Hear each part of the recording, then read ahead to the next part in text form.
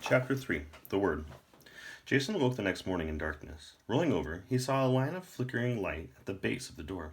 He fumbled out of bed, splashed his face with water, ran his fingers through his hair, grabbed the book, and left the room. A guttering lamp in the hallway accounted for the unsteady illumination. The big white dog lay outside of the door.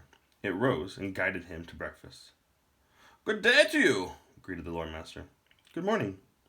"I see Hermie brought you the life I have known. Help yourself to some food. I am off to man the front desk." What's the desk called? The dog called, Jason asked. "Feraculinus Androproblomio Pathorician the Seventh." No, I meant his entire name. To abbreviate, I call him Feralakis. Come by if you need anything else. The Lord Master left. Jason drank a hot black beverage which didn't smell much like coffee. At first the drink was unbearably bitter, but sweetened with plenty of sugar it became palatable. Messy pieces of dripping fruit and a small bowl of really crunchy nuts completed the meal. After wiping his hands on a napkin, Jason picked up the book. As with the volume from the day before, it was attributed to author unknown. He opened to the table of contents and found the titles of various short stories. Some stood out more than others. Apart from The Life I Have Known, he noticed Conversations with an Osprey, Mysteries of the Deep, and Last Wishes of a Bumblebee. Jason thumbed forward to an arbitrary page and read the following. "How will you teach your children to fly?" I inquired of the mother. "I do not see how you could ever coax them into the air." "You do not understand because you are a man. Teaching a bird to fly is similar to teaching a man to swim." "Can you swim?" "Yes." "Were you frightened when you learned? Frightened you would sink?" "Naturally." "So it is with teaching birds to fly, except we fly better than you swim. The air is our element. We are clumsy walking on land as you are swimming in water." Weird stuff. The handwriting looked familiar. He had a guess as to who authored the book. He leafed through the pages, hunting for clues. Eventually, he flipped to the inside of the back cover. On the otherwise blank page, a single word had been scrawled. Moondial. Having never heard of a moondial, Jason hoped the term referred to the sundial out by the well. As Jason closed the book, the white dog stared at him, head tilted, thick fur glossy. Could the dog know the library well enough to guide him to a destination? "Hey, Ferrackles," Jason said to the large dog in a special voice. "Will you take me to the atrium?" The dog immediately padded out of the room. Jason followed, skeptically, but sure enough, after zigzagging along the circuitous route, the dog brought him to a glass walls enclosing the garden. Jason went out through the sliding door. Today was cloudier than the day before, but the sun was currently peeking through. He crossed to the sundial, studying it closely. The stone pedestal was carved with a frowning sun on one side and a smiling moon on the other. The face of the sundial had 10 symbols etched into a semicircle arc, each unique shape composed of fine golden lines. The 10 symbols seemed suspicious considering the 10 pages of the grid of the holes. None of the designs looked familiar, but he hoped the shapes would correspond with symbols on the door. Jason patted his pockets.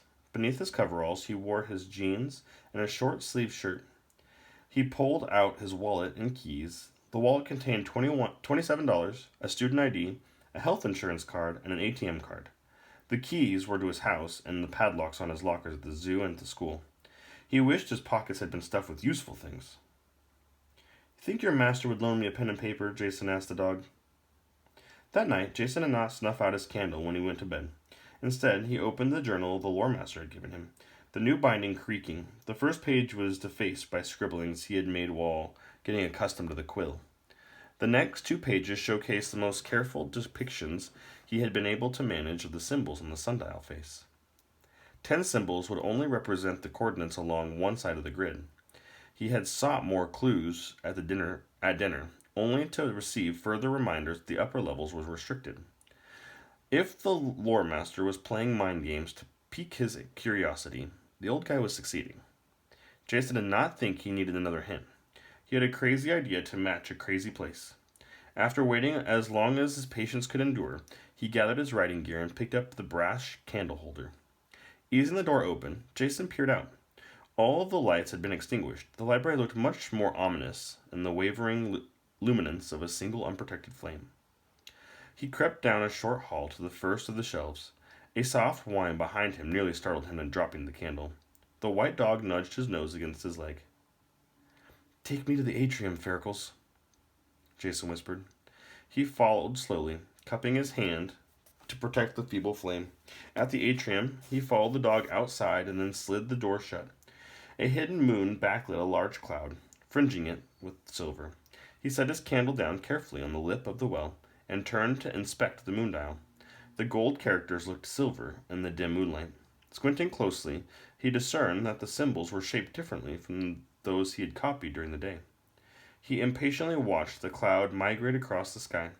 One edge of the cloud gradually brightened as the opposite side dimmed. Then, the nearly full moon appeared. Bright silver characters shone in the lunar glow, as finely traced as their daytime counterparts, but completely distinct in form. Jason began sketching the moonlit symbols, patiently dipping his quill carefully to capture every detail.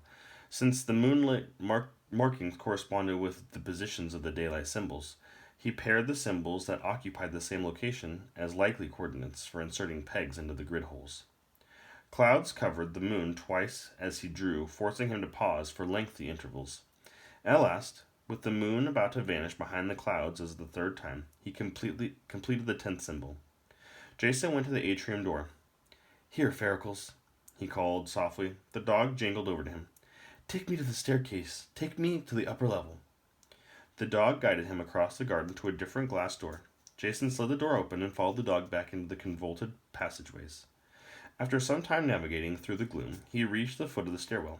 "Good boy." Jason stopped and rubbed the back of the dog's neck. When he proceeded up the stairs, Fericles did not follow. At the top, Jason knelt by the door and scanned the symbols along the bottom of the columns of holes. He found one matching a moonlight symbol. Examining the designs beside the rows, he located one matching a symbol copied by the sunlight. He gathered the 10 pages and began the process of matching each pair of symbols he had copied into his book, with the corresponding symbols labeled with the columns and rows. After finding each paired column and row, he traced the perpendicular lines of holes to the intersections of inserted pegs. Finding all 10 intersections proved to be a tedious task. His eyes began to burn warily as he triple-checked each coordinate to avoid making an error and having to repeat the entire process. At last, he inserted the final peg. The click was accompanied by a brief metallic tumbling inside the door. He grasped the handle. It turned, and the heavy door swung inward. "I sank your battleship," Jason murmured. A musty scent wafted from the open portal, squinting into the darkness with his candle held aloft. He could see shadowy shelves lined with dusty books.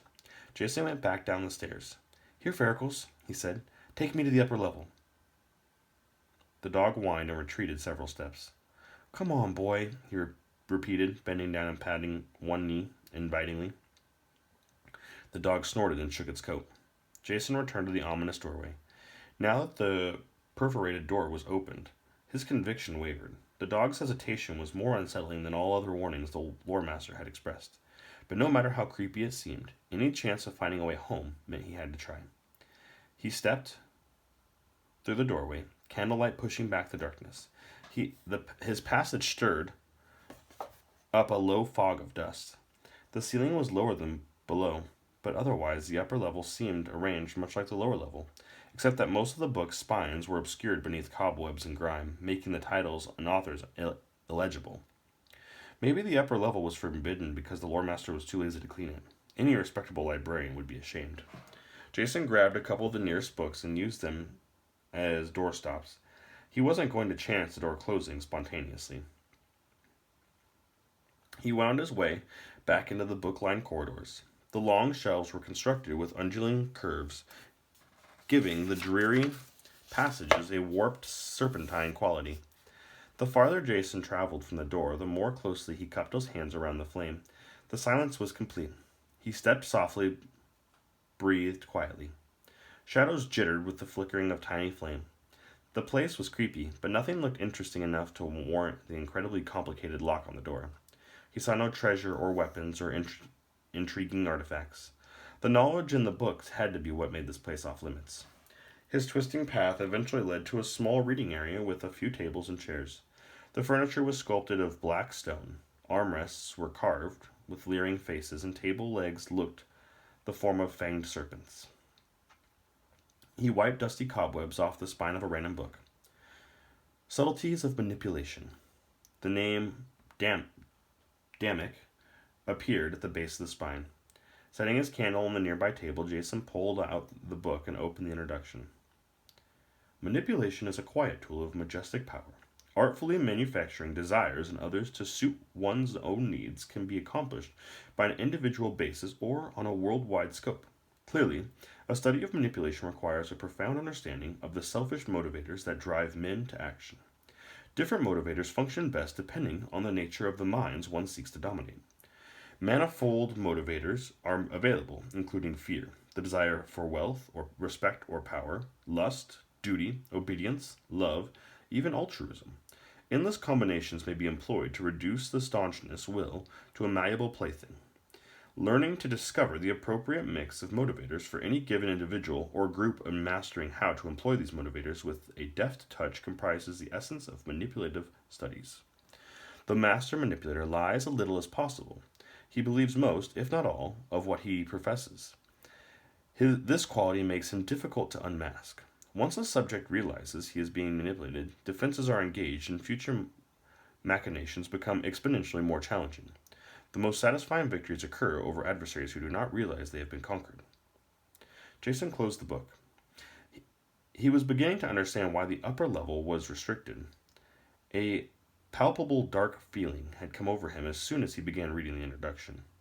He brushed off a few more spines to reveal other titles: Religion and Subjugation, Memoirs of a Lost Soul, The Unquenchable Thirst. Nothing sounded very wholesome. He surveyed the multitude of dingy volumes surrounding him. A few sinister books did not confirm that no useful information could be found here. After all, forbidden information was what he needed. Any of the nearby volumes might hold information about hippopotamus portals, or contain hints about how to get home. Didn't a chance like that justify enduring a little creepiness? Probably, but not right now. Such an unsettling feeling had stolen over him that Jason decided to leave the upper level for the moment and return with a brighter light. Raising his candle in a trembling hand, Jason tried to make his way back to the entrance. Eventually, he realized the curving corridors had disoriented him. He should have left a trail of breadcrumbs. He attempted to double back to the reading area, but could not find that either. Instead, he came to a different open area, where the only furnishing was a black pedestal surmounted by a huge book.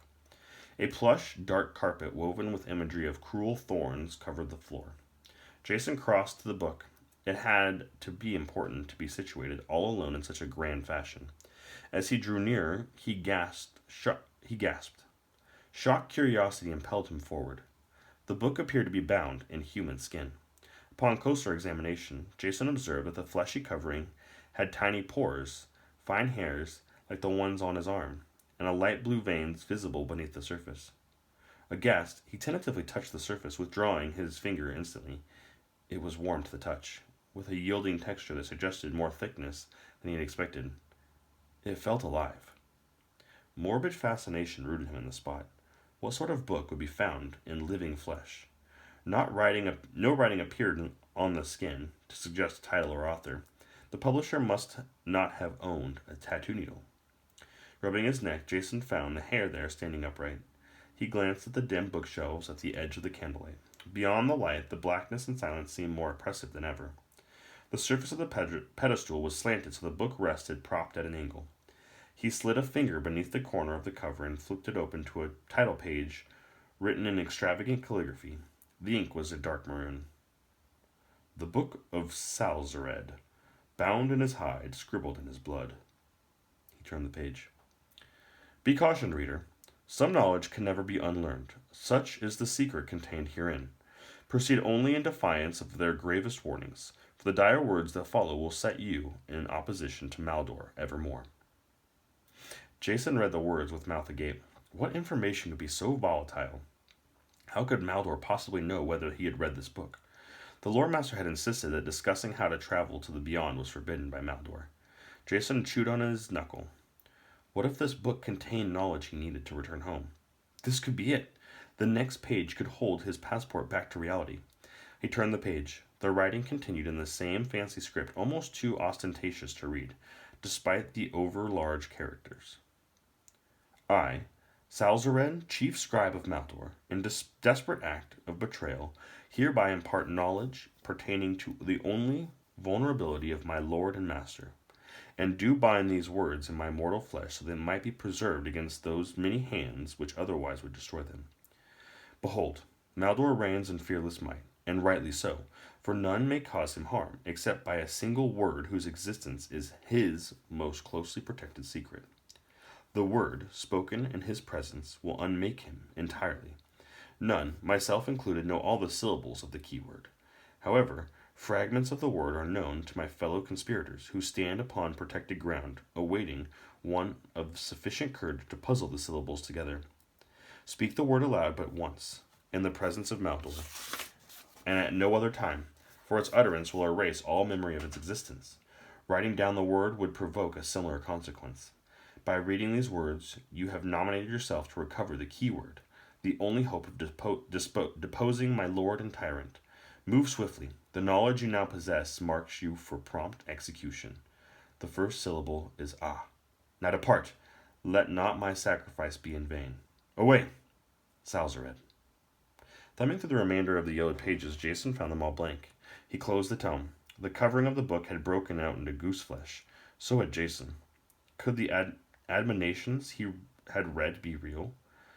Surely the book was of no great importance if it lay up here in a dusty attic, behind the most intricately locked door he'd ever seen, and a library hidden in the middle of a forest. Oh, crud. Suddenly, a flap of skin lifted on the center of the cover, revealing a glaring eye. A human eye. Jason shrieked and dropped the candle and plunged the room into immediate darkness. Involuntary screams soared from his throat as he cowered on the ground, grasping for the fallen candle. He pressed his hand against the scorching wax and cried out even louder. With deliberate effort, Jason clamped down on his jaw, swallowing the remaining screams. He rubbed his burning palm against the sleeve of his coveralls. That eye had looked right at him, slightly bloodshot with dark iris, pupil adjusting to the candlelight. He shuddered. Panic threatened to smother him. The oppressive blackness made him feel alone in the universe, except for the texture of the carpet beneath him. Blood pulsed in his throat. What was he going to do now? Then he heard a faint jingling. It grew rapidly closer. He groped for his laser pointer keychain. The tiny beam made a little red dot across the room. Until that moment, he had not appreciated how inferior a laser pointer was to a candle for purposes of illumination. At least it was something. The red dot proved sufficient to see Fericles coming bounding out of a gap of the bookshelves. Jason pocketed the keychain and clung to the dog as he would a life preserver. Refusing to hold still, Fericles kept nudging him to stand. Jason rose, maintaining a hand on the dog's furry back, and trotted blindly to keep up as he wound along an unseen route. Soon he glimpsed light up ahead. They reached the open doorway and passed through the head of the stairway. The lore master stood there, waiting, a half-shuttered lantern in one hand. You could not resist. Am I in trouble? The lore master sputtered. What kind of question is that? I might have made a big mistake. The old man nodded, eyes narrow. Have you any idea the enmity of Maldor's means? I'm guessing it's a bad thing. The lore master shook his head sadly. Perhaps you truly are, Beyonder. May Providence help you. Come. The lore master led Jason down the stairs and through the library. Moving at a brisk pace, Jason began to notice the exhausted he felt. Most every soul in Lyrian seeks to avoid Maldor's attention. You have just done the opposite. I just read... The lore master raised a hand, turning his head away. Say nothing of what you have learned. The burden is yours to bear. Do not inflict that information upon others who will willfully choose to stop at the title page. Then you know about the book, the one covered in real skin. Of course, my boy, he tapped his temple. In fact, that I have not read that particular tome explains why I am still alive. Were you seen? What do you... You know what I mean. Jason swallowed dryly. Yes. You must depart at once. Actually, that's what the book... Never speak of what you read. You may as well behead me. You're going to send me off into the dark? The night is nearly spent. You will find your way. Follow the dawn for a day or two. Seek the blind king. Perchance he can advise you. At the front desk, the lore master gave Jason a brown travel cloak, a blanket roll, and a small sack filled with mushrooms. Hermia waited beside the main door, regarded Jason with a morbid fascination. Consume these berries now, the lore master said, handing him a palmful. They will help you recover your fatigue. You'll find more in the bag. I don't understand what's happening. You possess the secret the brave travel here to claim. I didn't want it, the lore master frowned. You hinted as though you did, and responded to the clues I offered in return. Jason felt sick. It was a mistake. I hoped the book would tell me how to get home. Suddenly I'm the public enemy #1? I don't understand. I regret that it is true. I cannot be undone. You must flee. The Lord Master directed Jason to the door. Take heart, mighty men, have failed to examine the words you have read, have qualled at the responsibility imparted as cowards. You leave here heroically. Go now. I bid you safe journey. The Lord Master hurried him out of the door. Thank you, Jason said, exiting in a confused stumble. Varicles barked once as Herman yanked the door shut. He was alone. Gray pre-dawn lit glowed at one end of the sky. Jason took a deep breath, glancing back at the closed door. No doubts lingered that this was real. He was in terrible danger. As a friendless stranger in a foreign land, he had made himself the enemy of the mighty emperor. For the first time, Jason fully accepted that he might never get home.